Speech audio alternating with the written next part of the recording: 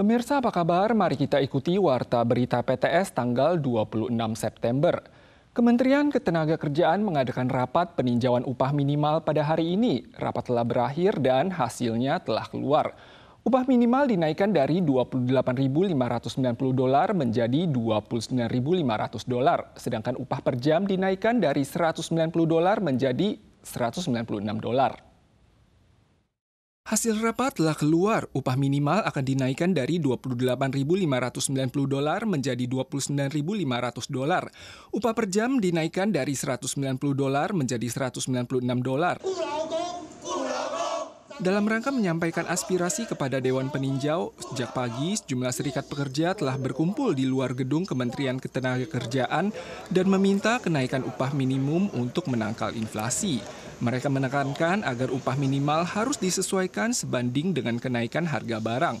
Maka skala kenaikannya layak adalah 4%. 美国对等关税对全世界多数国家都有影响，但是包括德国等等的国家，明年还是调涨最低工资。 Serikat pekerja menilai bahwa pertumbuhan ekonomi tidak termasuk melesu. Seharusnya hasilnya dibagi dengan pekerja. Namun pihak pengusaha menekankan bahwa dampak tarif dan nilai tukar dolar Amerika telah menyulitkan proses operasional mereka, sehingga tidak dapat menerima kenaikan sebesar 4%.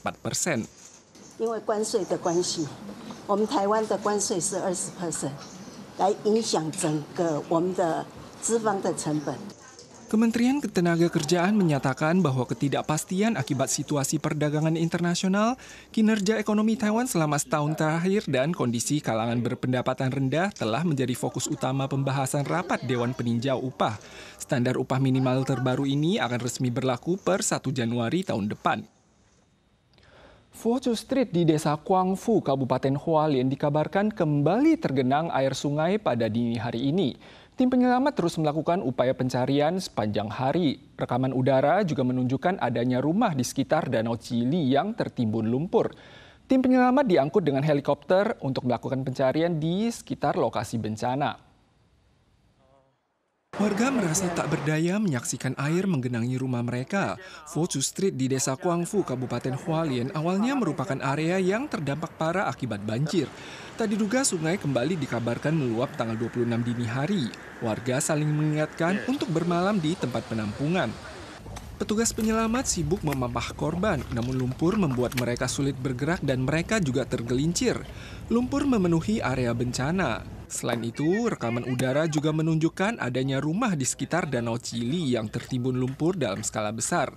Tim penyelamat telah diangkut dengan helikopter untuk melakukan pencarian di sekitar lokasi kejadian. Luapan danau penghalang Sungai Matai'an di Hualien telah menimbulkan bencana parah di Desa Kuangfu. Tim SAR berpacu melawan waktu untuk mencari dan menyelamatkan para korban.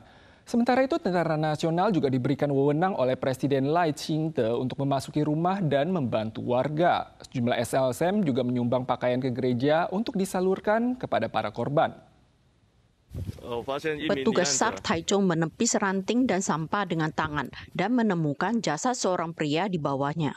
我走入272巷堤旁边，找到男性遗体一具，年约60几岁，然后使用人力将其快速的拉出。 Korban yang ditemukan diperkirakan berusia sekitar 60-an. Hingga tanggal 25 pukul 18 malam, tim SAR Taichung telah berhasil menyelamatkan 13 orang. Di sisi lain, tim SAR Kaohsiung menemukan seekor anjing kecil terjebak lumpur. Kepalanya sudah terendam hingga dagu. Petugas menggali dengan tangan selama setengah jam dan berhasil menyelamatkannya. Mereka menjelaskan saat diselamatkan anjing tersebut sudah sekarat. Untungnya, dokter hewan yang ikut dalam misi bantuan di Hualien segera memberikan perawatan darurat dan kondisinya mulai stabil. Tentara Nasional dikerahkan dengan menggunakan helikopter CH-47. Sementara Angkatan Darat juga mendukung dengan mengirim mesin keruk dan sarana penerbangan ke Hualien. Presiden Lai Ching-te memberi wewenang khusus bagi Tentara Nasional untuk memasuki rumah warga dan membantu korban. Juga mengerahkan kapal dan drone untuk mencari korban hilang lewat jalur darat, laut, dan udara. Lembaga sosial Gereja Presbyterian Mathayan menyediakan pakaian bagi para korban bencana. Upaya pencarian dan bantuan berlangsung serentak guna menyelamatkan warga, anjing, dan menyalurkan materi. Seorang mahasiswi di distrik Tachia, Taichung dikabarkan meninggal di dalam rumahnya. Jasadnya baru ditemukan beberapa hari kemudian. Walau hasil otopsi tidak menunjukkan adanya luka fisik dan orang tua korban membantah melakukan penganiayaan, jaksa yang merasakan kejanggalan pada kasus mengajukan permohonan agar ibu korban ditahan dengan larangan besuk atas dugaan penyekapan yang mengakibatkan kematian. Jaksa dan pakar forensik tiba di pusat otopsi tanggal 26. Seorang mahasiswi berusia 20 tahun yang sedang cuti kuliah dilaporkan tewas di sebuah rumah di distrik Tachia, kota Taichung selama beberapa hari. Kasus ini baru terungkap saat ayahnya melaporkan ke polisi. Polisi menjelaskan jasad korban tampak kurus. Keluarganya mengatakan bahwa ia telah mengunci diri dalam kamar. Namun petugas menilai korban menderita malnutrisi dan merasa janggal bahwa korban baru ditemukan beberapa hari setelah kematiannya. Jaksa menetapkan bahwa sang ibu terlibat kasus penyekapan yang mengakibatkan kematian. Ia telah ditahan dengan larangan besuk. Program makan bergizi gratis yang diluncurkan di Indonesia pada tahun ini telah menjadi mimpi buruk bagi para siswa sekolah. Jumlah murid yang mengalami keracunan makanan hingga Rabu minggu ini telah mencapai 1.258 anak. LSM mengimbau otoritas tempat untuk menangguhkan program terkait. Namun saat ini pemerintah belum berencana untuk menghentikan program tersebut. Sejumlah siswa terbaring lemas di aula olahraga sekolah yang dialihkan menjadi pusat gawat darurat sementara dan diperiksa satu persatu oleh tim medis. Mereka dibawa ke sini setelah terjadi keracunan makanan di desa kecil sekitar 150 km di sebelah barat Jakarta pada hari Senin 22 September. Tapi pas pulangnya gitu, perut, kepala pusing gitu. Sekitar 800 siswa di Jawa Barat dan Sulawesi Tengah juga keracunan makanan minggu lalu. Seiring ekspansi program MBG, jumlah siswa yang dilayani setiap dapur telah melebihi kapasitas dan lokasi dapur kerap jauh dari sekolah. Guna menyajikan makanan tepat waktu, dapur harus mulai memasak lebih awal, terkadang bahkan sejak malam sebelumnya. Cuaca panas di Indonesia membuat makanan yang disiapkan lebih awal mudah basi. Pada Rabu 24 September, Badan Gizi Nasional Indonesia menyatakan kasus keracunan makanan massal di Jawa Barat minggu lalu diduga akibat kelalaian dapur sentral dalam mengikuti standar operasional.